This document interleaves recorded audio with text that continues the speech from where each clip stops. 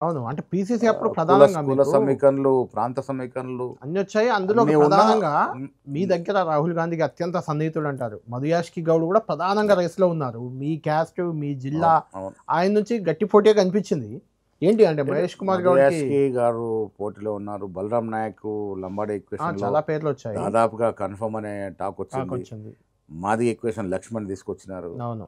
So, రకరకాల equation వచ్చినా ఫైనల్‌గా రాహుల్ గాంధీ, ఖర్గే గారు నన్ను ఎంపిక చేయడానికి కారణం నేను బలంగా నమ్ముతుంది హ్మ్. నాకు ఎన్ఎస్‌యుఐ కమిట్మెంట్. బ్యాక్‌గ్రౌండ్ ఉండడం. ఓకే.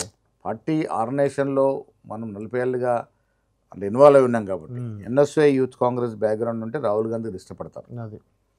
ఇవాళ వెంకట్‌కి రావడం కారణం అదే అదే ఎన్ఎస్‌యుఐలో కారణం. పని. అదే. సో, ఎన్ఎస్‌యు బ్యాక్‌గ్రౌండు, యువజన కాంగ్రెస్ బ్యాక్‌గ్రౌండు ఈ హ్మ్. 2 నాకు కలిసొచ్చిన అంశాలు అనుకుంటా. ఎందుకంటే ఖర్గే గారు, రాహుల్ గాంధీ గారు, కేసీ వేణుగోపాల్ గారు కూర్చున్నప్పుడు సరే రాష్ట్ర నాయకత్వం అంతా నాకే సపోర్ట్ చేసింది ఫైనల్‌గా. హ్మ్.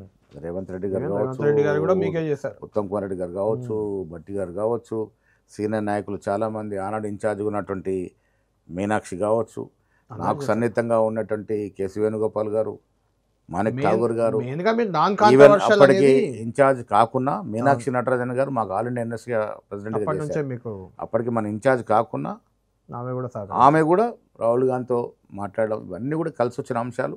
సరే ఆర్గనైజేషన్‌లో అనుభవం ఉంది. నా ఖర్గే గారు ఒకటే అన్నారు, "ठीक है बहुत लोग कोशिश कर रहे हैं लेकिन संगठन को चलाना भी है ना, హ్మ్. तो आपको हम तो आपको चाह रहे हैं" అని. సో సంఘటనలో అనుభవం ఉంది కాబట్టి నడపగలడు. ఇంకోటి అందరినీ కొంత కోఆర్డినేట్ చేయగలడు. సీఎం గారితో సఖ్యత, మిగతా సీనియర్ నాయకులందరినీ కూడా ఒక తాటి మీద తీసుకొచ్చి కన్విన్స్ చేసి ముందుకు నడిపేటట్టు సామర్థ్యం ఉంది కాబట్టి మనకు అవకాశం అంటే వచ్చింది. ఒక